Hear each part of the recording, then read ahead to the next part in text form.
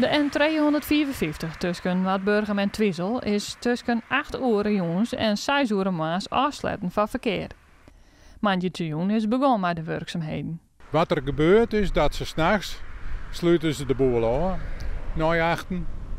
Dan kunnen ze veilig werken. Ze willen geen autoverkeer dan meer op het dik hebben. Dan kan het werkverkeer zijn gang gaan.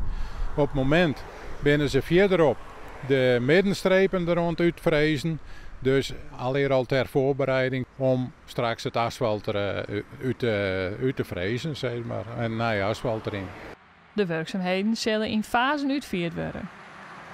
Op het moment hebben we er helemaal geen last van, omdat er gewoon rijdend verkeer is. Dus de machines die langs rijden, nou, die maken geen hinder. Mocht er straks de freesmachine erin komen, dan zal dat dus wat luidruchtiger worden. Maar de omwoners zijn wel blij dat de dik nou aanpakt wordt.